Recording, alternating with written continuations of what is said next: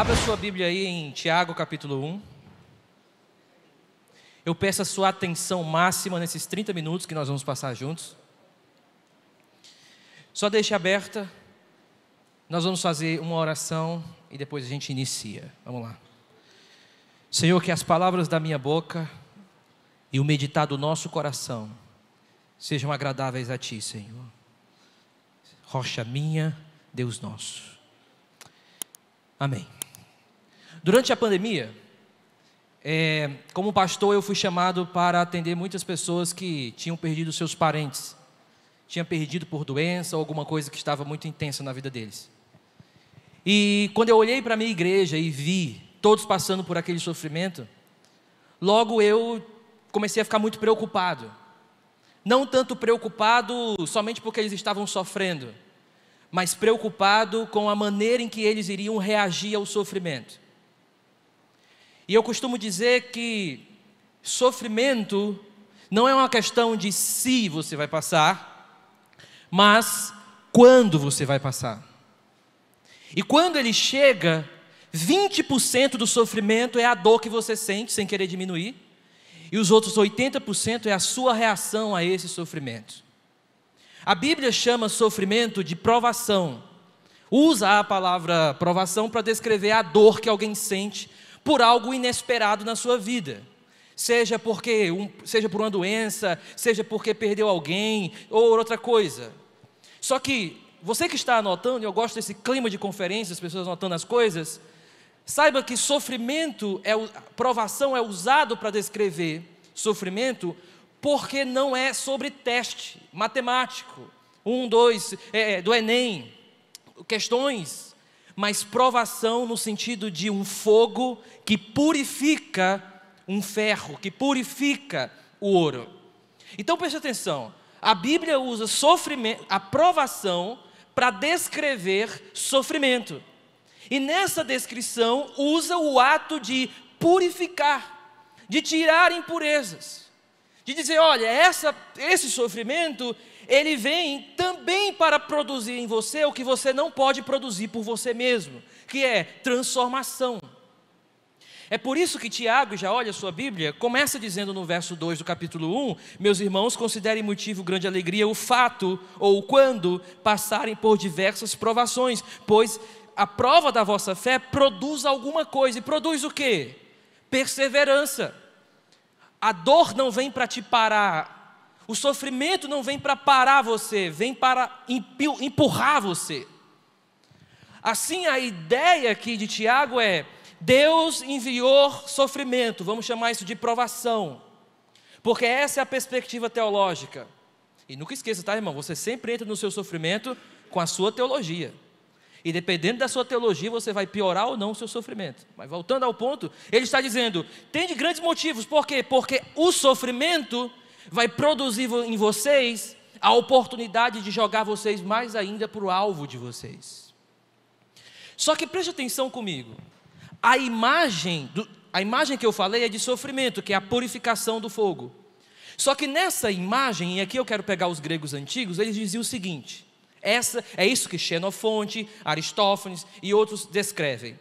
Quando o fogo bate naquele ferro, naquele ouro, para a impureza sair, antes disso ela é revelada.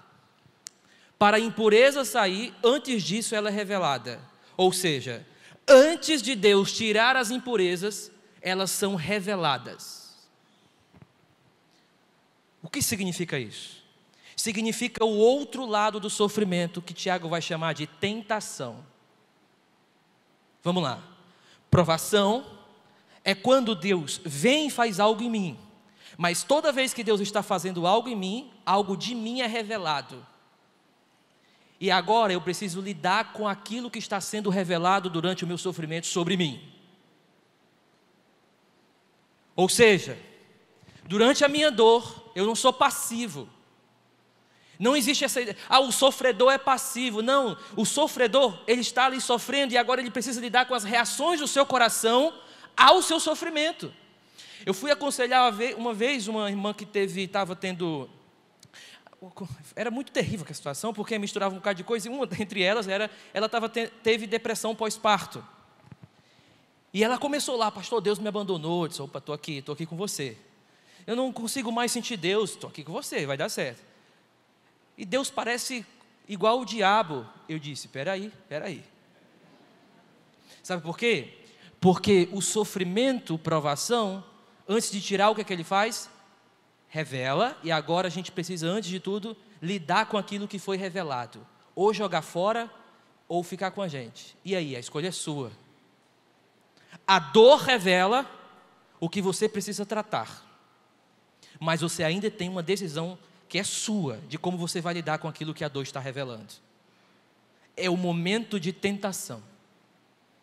É por isso que Tiago, ele usa junto com a provação, veja comigo o verso 12. Olha que interessante, bonito isso aqui. Feliz é o homem que persevera na provação, ainda é sofrimento aqui, porque depois de aprovado, sofrimento, receberá a coroa da vida. Agora olha o 13. Quando alguém for tentado, você percebe que ele está misturando as duas coisas.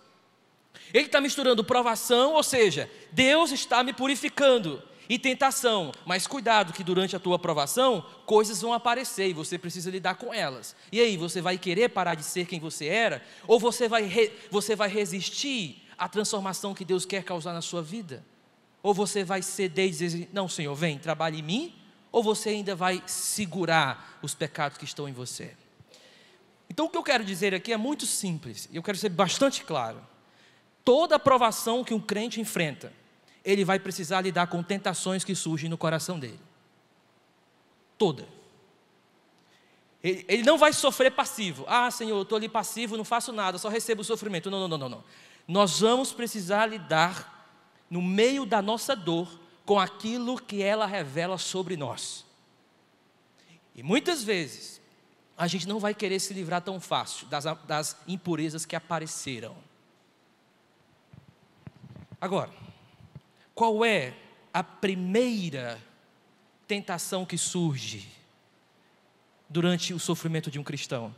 Veja comigo o verso 13. Quando alguém for tentado, jamais deverá dizer, eu estou sendo tentado por Deus. O que é que Tiago está dizendo?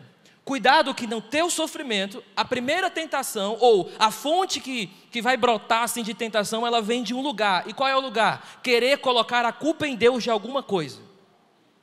Mas não só isso, colocar o caráter de Deus em xeque. É por isso que Tiago está dizendo o seguinte, quando alguém for tentado, verso 13, jamais deverá dizer, eu estou sendo tentado por Deus. O que está acontecendo aqui?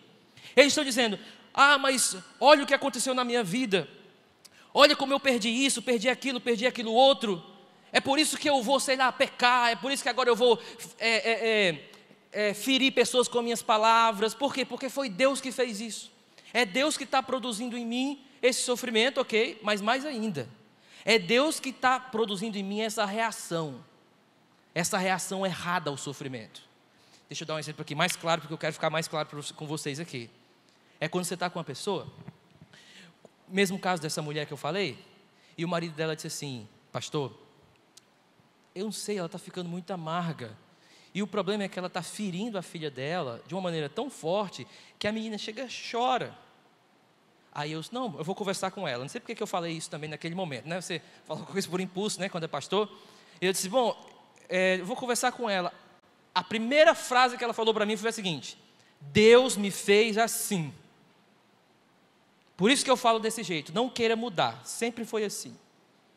O que ela está dizendo? Está colocando a culpa em Deus. Eu só estou reagindo erradamente, porque Deus fez isso comigo. Se Deus não tivesse me dado essa depressão, se Deus não tivesse aquela coisa, eu não estaria reagindo assim com a minha filha, então o culpado é Ele.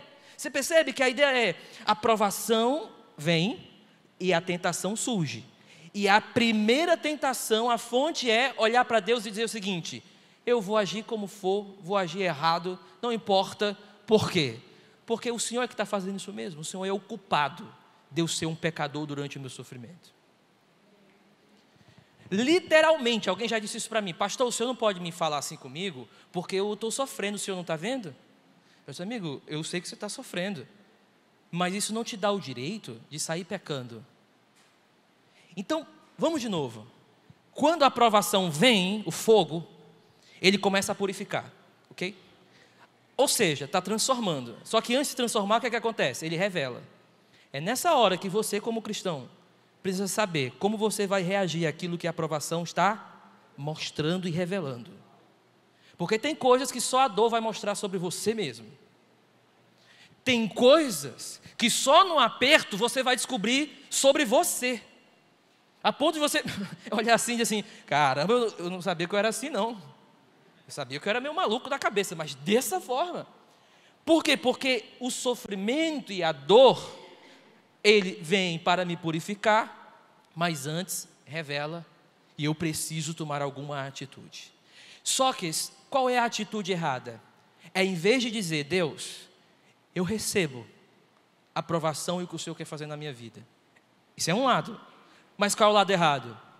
Senhor, o Senhor é mau, porque produziu isso, porque está fazendo isso, porque podia fazer diferente. O Senhor é mau, o Senhor é o Deus mau. É o outro lado, sofrimento.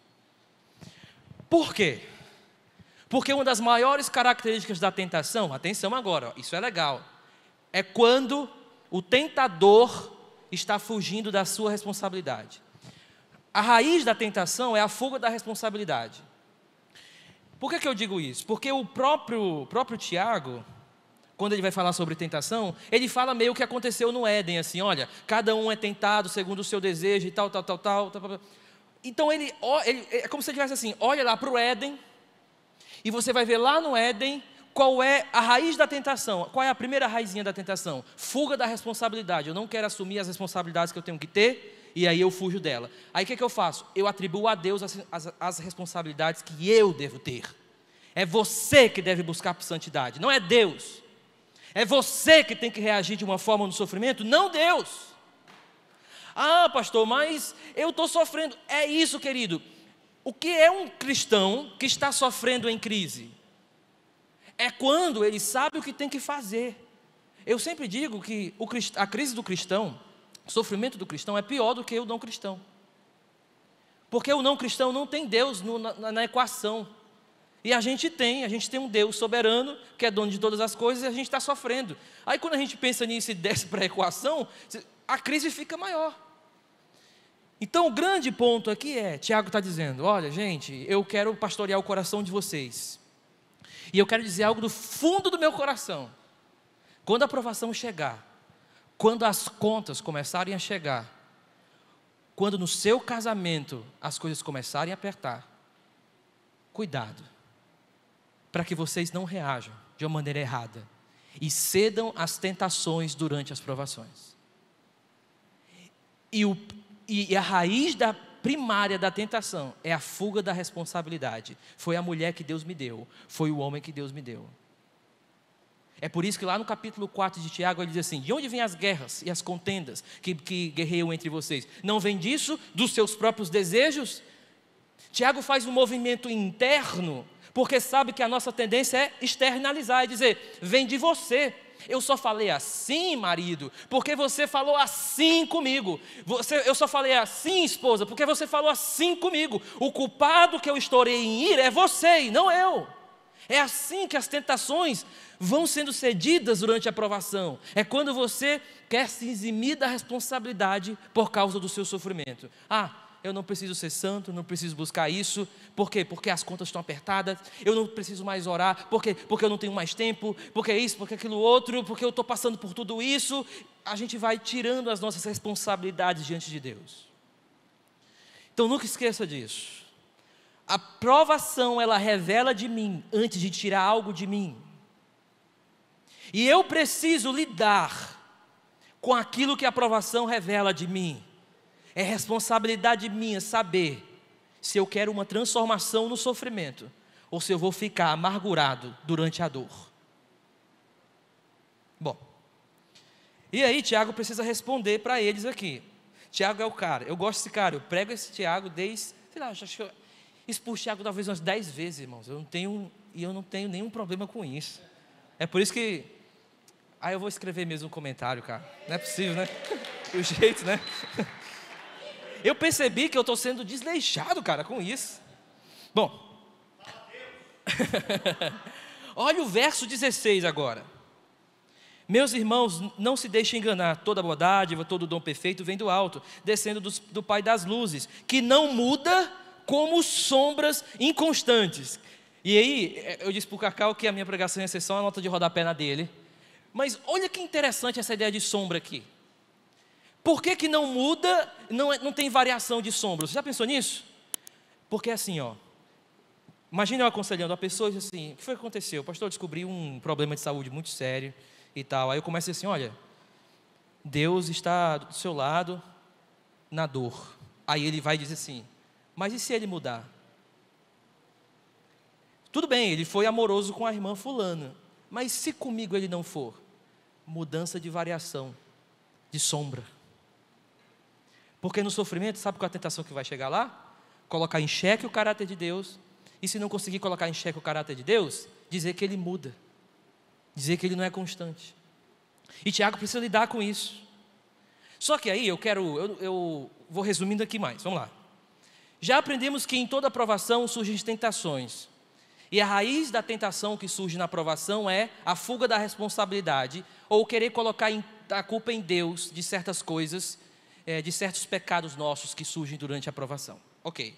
Agora, existem 3 tentações mais claras em Tiago, em toda a carta, que podem surgir durante o sofrimento. E eu quero que você guarde isso no seu coração. Tem coisas... Eu deixei a minha Bíblia em São Paulo. Péssimo exemplo, né? Eu estou usando aqui o implante, tá, mas eu prego de Bíblia de papel. Mas na minha Bíblia que está lá, sempre que tem algo muito importante, eu escrevo na capa alguma coisa assim. E tem 2 coisas na minha Bíblia lá. Uma oração que eu vou fazer aqui no final. Inclusive, agora pensando que a Bíblia não está aqui, né? Eu devo ter escrito aqui, eu acho. Mas a oração e isso que eu vou dizer para você. 3 tentações que surgem. A primeira, a tentação da raiva. Segundo, a tentação da obediência, do não obedecer. E terceiro, a tentação do falar, da fala. 3 tentações. Tentação primeiro da raiva, capítulo 4 de Tiago. Tentação do não obedecer, capítulo 2 de Tiago. E tentação da fala, capítulo 3 de Tiago. Deixa eu explicar isso para vocês. Veja comigo, Tiago já fala dessas 3 tentações a partir do verso 19. Vamos para o final da nossa pregação, vai lá. Verso 19. Meus amados irmãos, tenham isso em mente. Sejam todos prontos para ouvir, obediência, tardios para falar, da fala, e tardios para irar-se, a da ira. Aí ele diz, pois a ira do homem não produz a justiça de Deus. Uma das tentações que podem surgir durante o teu sofrimento, falar aqui com os homens, por exemplo, é se tornar uma pessoa explosiva, sem paciência durante o seu sofrimento. Como se a tua ira fosse resolver o teu problema, o sofrimento que Deus está trazendo sobre a sua vida. Sabe quando você começa a ficar sem paciência e começa a não se perceber? Sabe quando você começa a não ter mais paciência com seus filhos? Com a sua filhinha? Com a sua esposa? E tudo você reage estourando, e na hora que a sua mulher vai conversar com você e diz assim, pedindo para você ter mais calma, você diz assim, mas você não sabe do que a gente está passando, você não sabe o que se passa na minha cabeça, você não sabe, eu não durmo mais, mas isso te dá direito para atuar dessa forma e agir dessa forma com a tua família? Está percebendo? A aprovação vem, e ela quer te transformar, mas essa transformação tem que passar pelo revelar. E aí, você está cedendo à tentação ou lutando contra aquilo que está lá em você, que quer continuar em você? É por isso que Tiago, ele vai trabalhar muito isso no capítulo 4, a ideia da ira, irmão, a ideia da falta de paciência, sabe, da pessoa explosiva. E não tenha como referencial, uma nota de rodapé, não tenha como referencial de teologia pessoas explosivas. Está errado, tem alguma coisa aí errada.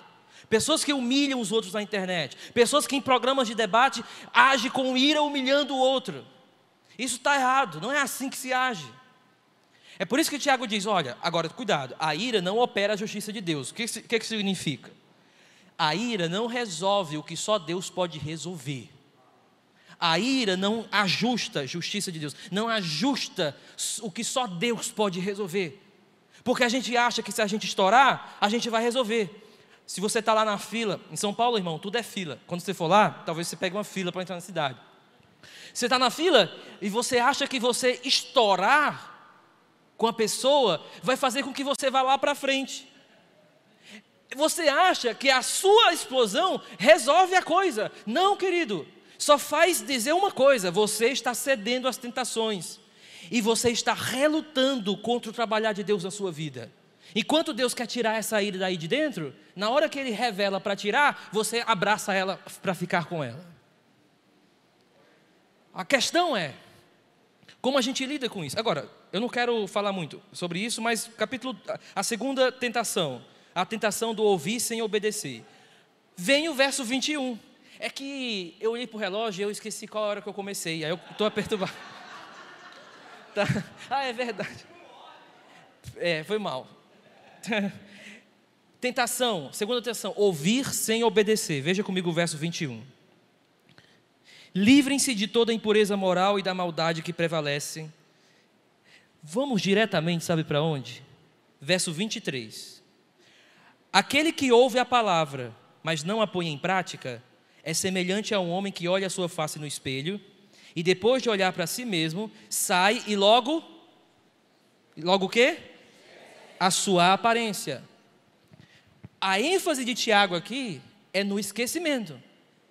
Porque o cara olhou no espelho. O problema dele não foi não ter olhado o espelho. Ele se olhou no espelho. O problema dele foi que depois que ele saiu, ele esqueceu. Ele não quer obedecer. O que é o esquecimento em Tiago? Aí a gente tem que voltar rapidamente para Gênesis. Êxodo. O esquecimento não é um mero esquecer o que está escrito. Todas as vezes que Deus olha para Israel, Ele diz assim: grava nas portas, nos umbrais da tua porta, para que os teus filhos e os teus filhos não esqueçam, todas as vezes que Israel esquecia, para onde Israel ia? Para o cativeiro. Esquecimento é não só não lembrar, revela algo do coração: isso não importa para mim. É por isso que há um problema nesse cara aqui. Quando ele sai e ele esquece porque ele não olhou atentamente, não tem importância para ele. Durante a sua dor, durante as tuas crises, cuidado com isso. Porque você vai olhar para a Bíblia e talvez não vai ver relevância para o teu sofrimento, sai de lá e age como quer. É a tentação da dor, na dor, de ouvir sem obedecer. Ah, pastor, mas como é que eu vou olhar para uma pessoa em crise ou em sofrimento e dizer para ela obedecer? Essa é a crise do cristão no sofrimento. É que ele tem que obedecer sofrendo, é essa a crise dele. Ah, pastor, a gente tem que eliminar essa crise. Não, deixa essa crise aí, ela está boa aí. Tem que ter a crise, gente. Enquanto tem crise, tem fé, viu? Deixa aí. Por quê? Porque é a crise da fé, né? Então, se está em crise, tem fé.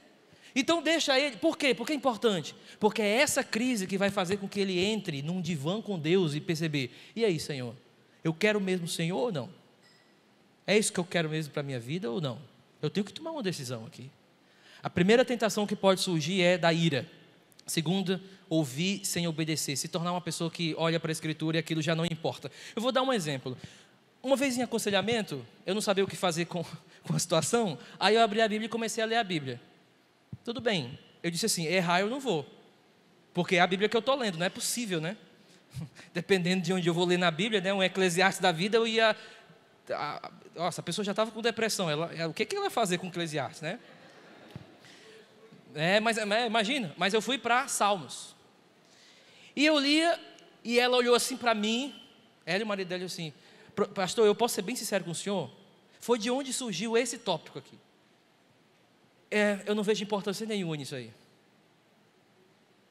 Porque eu estou aqui com um problema e o senhor vem com isso aí? Você percebe que há uma crise no coração dessa pessoa. Ela já olha para o espelho, sai e esquece, porque ela não se importa com aquilo, ela não acha aquilo importante mais. A dor pode tapar os teus ouvidos para a voz de Deus e você nem perceber isso. Ah, pastor, Deus não está falando. Talvez porque você mesmo decidiu tapar os seus ouvidos. Terceira tentação que pode surgir, tentação da fala. Vamos continuar em Tiago. Se alguém se considera religioso... Não, peraí, eu errei. Peraí. Não, está certo, irmão, está certo. Verso 26 do capítulo 1. Se alguém se considera religioso, mas não refreia a sua língua, engane-se a si mesmo, sua religião não tem valor. Você percebe que ele juntou as três coisas, obediência, ira e língua, e a fala. Aí você diz, e o que é que tem a fala? Ah, tudo. Para Tiago, a melhor forma de você medir a santidade de uma pessoa é pela fala dela, em Tiago. E no capítulo 3 ele vai deixar isso muito claro. E deixa eu dizer uma coisa para você. Durante a sua dor e as suas crises, você não tem o direito de magoar as pessoas com a tua fala. Você não tem o direito. Eu, na minha vida, pessoas falaram coisas para mim que me machucaram muito. Muito a ponto de realmente me fazerem cair, assim, de me fazer, eu não conseguia mais continuar. E algumas pessoas que eu procurei para poder ouvir o que eu tinha escutado, elas diziam, isso é besteira, deixa isso para trás. Mas a fala das pessoas tinha entrado tanto no meu coração, que aquilo afetou profundamente o meu ministério. E até hoje, eu tenho que lidar com isso, eu trato isso, e é uma coisa que está na minha vida. Por que eu estou dizendo isso? Aos maridos aqui, aos maridos, às esposas, nas confusões que vocês tiverem em casa, nas brigas, cuidado para o que sai da tua boca.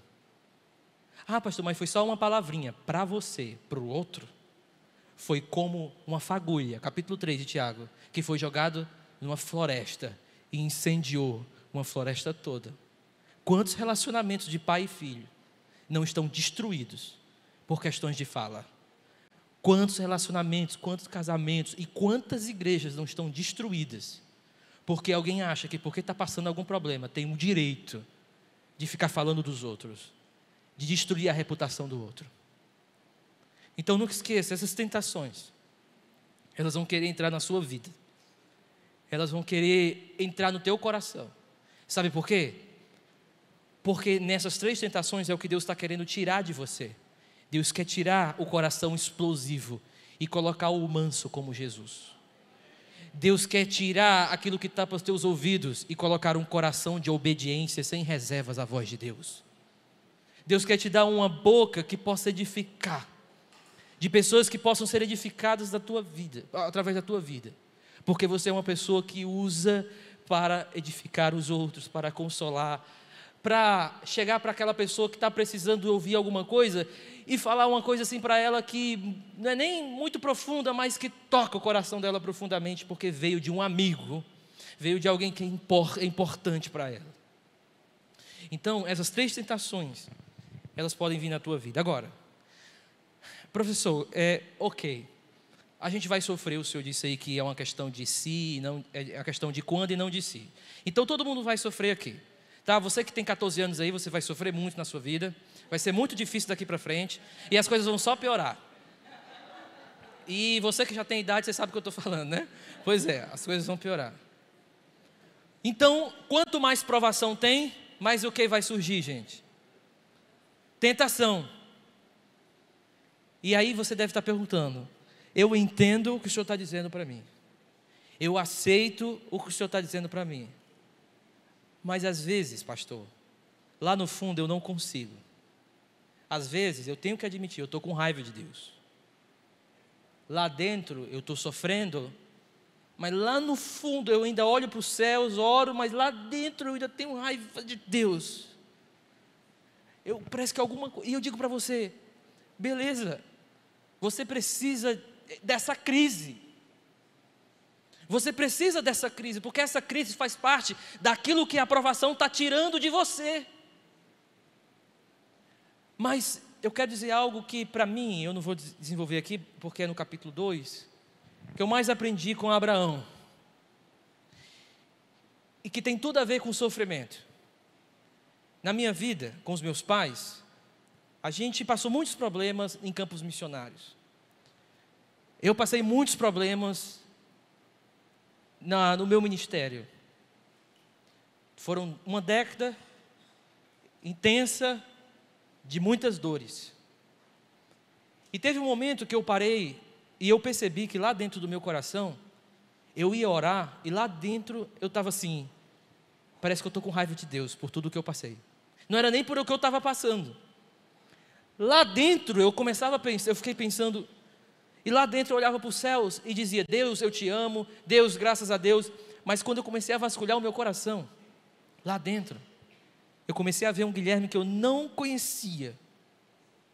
E esse Guilherme que eu não conhecia, ele começou a dizer para esse Guilherme agora assim: seja sincero com Deus, diga a Ele o que você está passando. E pela uma primeira vez em casa, eu dobrei os meus joelhos e eu disse assim: Senhor, eu acho que eu ainda tenho raiva de Ti, porque a família dos meus pais se destruíram. Senhor, eu acho que eu tenho raiva de Ti. E aquilo veio no meu coração, e a palavra que veio foi rendição. Eu sentia que naquele momento, eu estava me rendendo à voz de Deus e ao trabalhar de Deus. Rendição. É o momento onde você, de alguma forma, está ali relutando, mas tem um momento onde você para e diz: Senhor, eu aceito. É isso aí que o Senhor tem para mim? Então eu me entrego em Tuas mãos. Você percebe que Abraão não fala nada durante a narrativa do sacrifício? Nada. É por isso que Tiago, em capítulo 2, usa ele como exemplo de obediência no sofrimento. Porque Abraão tem aquilo que eu chamo de a entrega sem reserva da fé. De alguma forma, irmão, para enfrentar as tentações nas provações, a gente vai chegar a um lugar onde a gente vai precisar decidir: eu abraço ou não o que Deus quer fazer para a minha vida, de fato. Eu que recebo ou ainda eu vou ficar relutante? É quando você consegue fazer isso, você então decide se entregar. Existe um testemunho, que eu queria terminar com isso, um testemunho de um casal de americanos, que eles estavam voltando para casa, 2 velhinhos, e eles estavam voltando para casa, e quando eles estavam chegando perto assim, eles tinham uma fazenda gigantesca nos Estados Unidos, eles começaram a ver uma fumaça surgindo, e lá estava toda a vida deles. Quando eles foram se aproximando, a fumaça, eles perceberam, era da casa e de toda a fazenda deles. A casa já estava consumida por chamas. E ele, que estava dirigindo, estava tendo uma crise de fé na época. Ele estava relutando em acreditar em Deus ou não. E a esposa dele, que estava do lado, começou a ver lá a fumaça e começou a pensar sobre ele. E ela tentando proteger ele, de repente ela disse assim: quer saber? Eles pararam o carro, ela olhou para ele e disse assim: filho, vamos parar aqui, e a gente tem uma decisão a fazer. Ou a gente continua e vai atrás de ver o que sobrou com Deus, ou a gente volta daqui. E nós dois abandonamos Deus e decidimos que Ele não existe. E naquele momento ele começou a chorar e disse assim: eu não sei explicar, mas eu decidi entregar tudo a Ele. Você percebe um momento de rendição? Que parece que a coisa está só piorando, que parece de alguma forma, eu pensei que ia passar, mas está só piorando, só piorando. Senhor, o que é que o Senhor quer de mim? Porque está só piorando. O Senhor quer a sua rendição. Cedo ou mais tarde, esse momento de ou eu abraço de vez, ou eu me torno um cristão 2 vidas dentro da igreja. Ou eu abraço de vez o trabalhar de Deus na minha vida e decido abraçar a cruz e as coisas que a aprovação quer tirar de mim, ou eu vivo 2 caras dentro da igreja. É por isso que tem uma oração, eu sempre oro essa oração, que é a oração que eu disse que tem na minha Bíblia, e essa oração diz assim: estou disposto a receber o que tu dás, estou disposto a renunciar ao que tu tiras, estou disposto a sofrer o que tu afliges, estou disposto a ser o que tu queres. Vamos orar. Senhor, Eu não sei como vai o coração dos meus irmãos aqui nessa noite. Eu não sei as crises que eles estão passando. Eu não conheço, mas Tu sabes, Senhor. Teu olhar de paz sabe muito bem como vai cada coração aqui. Eu não sei, Senhor, em que momento, em que lugar do deserto eles estão. Se no momento de não entender nada, se no momento de procurar ajuda, ou se no momento de rendição total. Mas que eles aprendam que em todas essas fases, eles podem desfrutar da Tua presença. Porque o Senhor aceita o coração que chora, o coração com dúvida, o coração alegre, o coração depressivo, o coração que não sabe muito bem o que crer, o coração que sabe tudo o que crer. O Senhor aceita, porque o Senhor nos ama, Senhor. É assim a nossa oração. Nós queremos ser o que o Senhor deseja que nós sejamos. Amém.